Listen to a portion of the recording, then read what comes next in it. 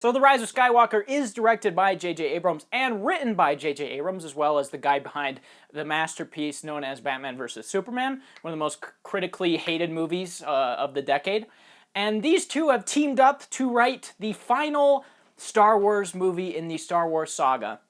And it is so bad, I can't even comprehend it. After coming out of the movie, I was ecstatic at how terrible it was. I don't know why, but I could not stop laughing. The movie is dreadful.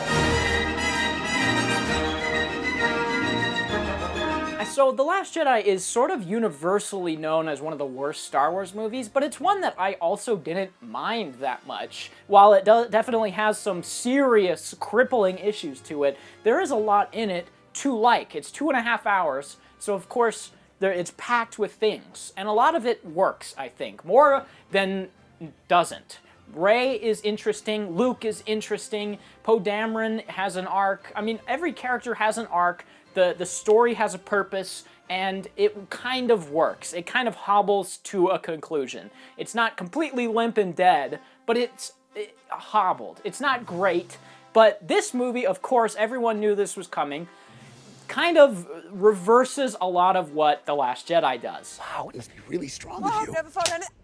For the first half of the movie, it seems to just be saying, forget about what happened in The Last Jedi. It's not true. Like the lightsaber that got exploded in The Last Jedi. She has it again. Why not? General Snoke got cut in half. Who cares? Because Palpatine's in this movie now. It seems like this movie is desperately trying to reverse a lot of what happened in The Last Jedi, especially since at the end of that movie, there's like 15 Resistance guys left, and the First Order is just hunting them down.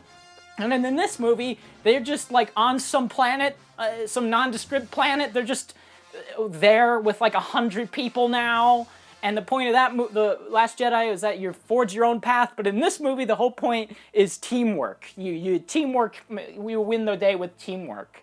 So this movie tries so hard to reverse The Last Jedi, to not do what The Last Jedi did, but then it simultaneously doesn't do anything interesting. And that starts with the characters, which leads into point number 2.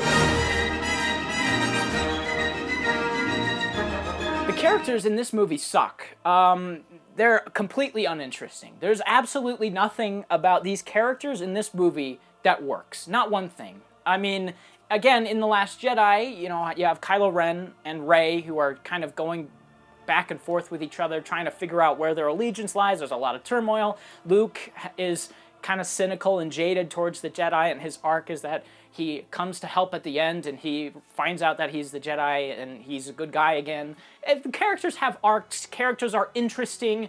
And then in this movie, none of that happens. There's no character arcs in this movie. Kylo Ren goes from evil McBad to good guy for no reason. There's no logical reason why he does. He just does, because Han Solo shows up in an embarrassing scene. And then Rey's character arc is that she finds out she's a Palpatine, which is the dumbest thing that they could have possibly done. And even though she thinks she's evil, she decides that she's not, which is the same arc she had in the last movie. It's just the same arc again. Completely uninteresting. Finn's arc in this movie? Nothing. He's barely in it. Poe's arc in this movie? Oh, nothing. He's barely in it. Remember the love story between Finn and Rose? Oh, it doesn't exist anymore. Rose is barely in the movie. Remember how Poe learned that following authority is something that he should do? Oh, well, he's just a general now, so forget that. It's just the most bland characters you can imagine. For the first half of it especially, there's nothing interesting that they do. Bad McBad is bad McBad, good McGood is good McGood, and they have little sidekicks. And that's it. They don't do anything. They don't do anything. The characters have no sway on the movie, it seems. Anything that they do, it seems to be forced upon them by this hackneyed script, which is a perfect segue into point 3. The script is dreadful. The script is so bad. I can't believe this script got okayed. Now, the script for Last Jedi wasn't great, obviously, but this movie has no structure. Absolutely no structure to it whatsoever. For the first half, everything that happens is the same over and over and over again. Rey is looking for a bad guy compass. That's the MacGuffin of the movie for the first half, is a bad guy compass. And she goes down to this desert planet for who knows what reason. They don't say. They just go to it because why not? And then Lando's there because why not? And then there's a ship there because why not? This movie is why not the movie. Everywhere they go, the things just happen for no reason because the movie says that they should happen. Everywhere they go, things happen, they know people somehow magically, and all the people, despite them liking them or not, help them for no reason. And then there's a lot of times when the camera is pushing in on them slowly, and then it turns, and the bad guys are right behind them. Every single time. Like, that's the first half of the movie, is they go to a place, and the bad guys follow them, and then they run to a new place, and the bad guys follow them, and they run to a new place, and the bad guys follow them. It's like Rogue One planet hopping. It's just nonsense. There is nothing driving characters to certain points or driving what they do. The characters just go wherever the script needs them to go and do whatever the script needs them to do because it's a movie. So who cares about logic?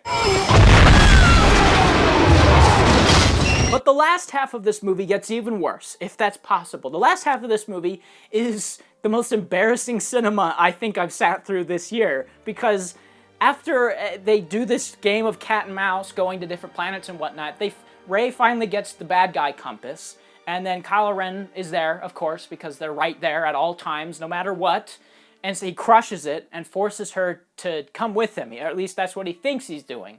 But then she kills him, but then she doesn't, because she has the power of Force Heal, because that's a thing now, Force Heal.